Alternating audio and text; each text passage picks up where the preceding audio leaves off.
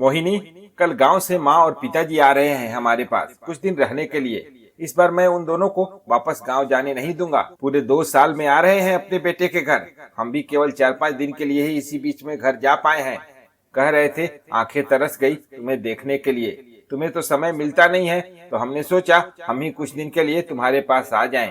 अपने दोनों पोतों से मिलने का भी बहुत मन हो रहा है। वहीं बैठे आरव और निकुंज ने जब अपने दादा दादी के आने की खबर सुनी तो उन्हें मन ही मन परेशानी होने लगी।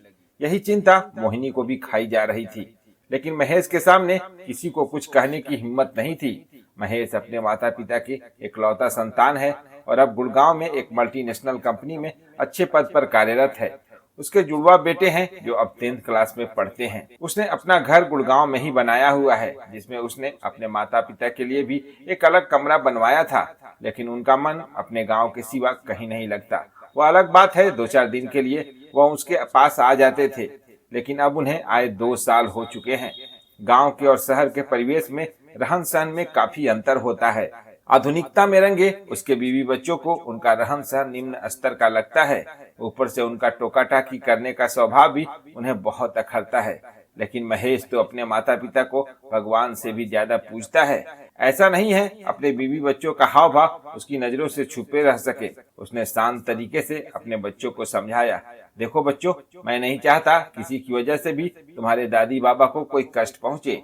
और जितने दिन यहाँ पर रहेंगे मैं चाहता हूँ तुम भी उनके साथ समय बिताओ, क्योंकि बच्चे जो अपने दादी बाबा से सीखते हैं वह ज्ञान दुनिया के किसी किताब में नहीं है। अपने पोती पोतों में जान बसती है बुजुर्गों की।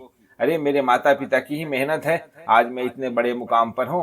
उन्होंने जितने कष्ट सहकर मुझे पढ़ाया लिखाया है यह मैं ही जानता हूँ। मेरे माँ बाप मेरा गुरूर है। तुम्हारे पापा के माता पिता होने की वजह से तुम्हें तो उनकी दुगनी इज्जत करनी चाहिए। अगले दिन सरला जी और नामदेव जी अपने बेटा बहू के पास आ जाते हैं। अपना अलग अलग कमरा होने के बावजूद वे अक्सर अपने पोतों के पास उनके कमरे में आकर बैठ जाया करते थे और उन्हें अपने गांव के किस्से सुनाते रहते थे और उनके पापा की बचपन की बातें उनसे बतलाते रहते थे। सरला जी भी रसोई में अपनी बहू के साथ उसके काम में हाथ बटा दिया करती थी। महेश की तो जैसे मुंहमांगी मुराद पूरी हो गई थी। वह अक्सर अपनी माँ से कहकर वह सारी चीजें बनवाया करता था जो उसे बहुत पसंद थी। रोज रात को अपने माता पिता के पैर दबाना भी नहीं भूलता था महेश। सच में अपने माँ बाप के लिए श्रवण कुमार ही था। मोहिनी को उनके काम करने का तरीका समझ में नहीं आता था। यही हाल बच्चों का भी था। अपने दादी बाबा का हर चीज में टोकना उन बच्चों को बिल्कुल अच्छा नहीं लगता था, लेकिन महेश के डर की वजह से कोई कुछ कह ही नहीं पाता था।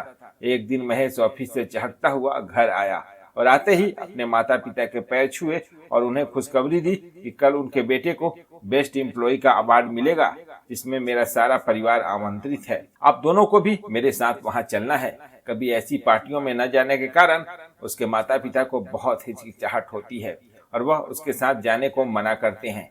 मोहिनी और बच्चे भी यही कहते हैं कि ऐसी पार्टियों में कहाँ मम्मी जी और पापा जी सहज रह पाएंगे। उन्हें ऐसी पार्टियों के खाना खाने का तरीका भी नहीं पता। आप उन्हें क्यों परेशान करते हो? महेश को पता था कि बच्चे नहीं चाहते कि उसके माता पिता उनके साथ जाएं। उन्हें उनके साथ उनके रहन सहन और पहनावे को लेकर शर्म जो महसूस हो रही थी। मैं इस बारे में किसी से कोई राय नहीं लेना चाहता। जिसे उनके साथ जाने में दिक्कत हो वह यहीं रह सकता है, कहकर महेश अपने कमरे में चला गया। अगले दिन ऑफिस की पार्टी में महेश ने अपनी सफलता का सारा श्रेय अपने माता पिता को दिया और जब उन्हें स्टेज पर बुलाया गया तो भावुक होकर उनके कदमों में बैठकर रोने लगा।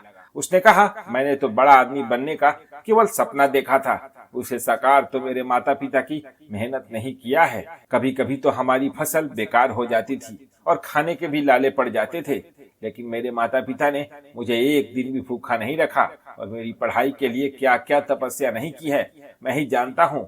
मेरे सपने को इन्होंने हर पल जिया है। उसके माँ बाप की आंखों में तो झरझर आंसू बहे जा रहे थे। उनके मुंह से सिर्फ इतना ही निकल पाया, हमारा बेटा हमारा गुरूर है। जो हमने किया वह तो सभी के माँ बाप करते हैं, लेकिन आजकल के बच्चे तो सब कुछ भूल जाते हैं और उन्हें माँ बाप को वृद्धाश्रम तक भी छोड़ाते हैं।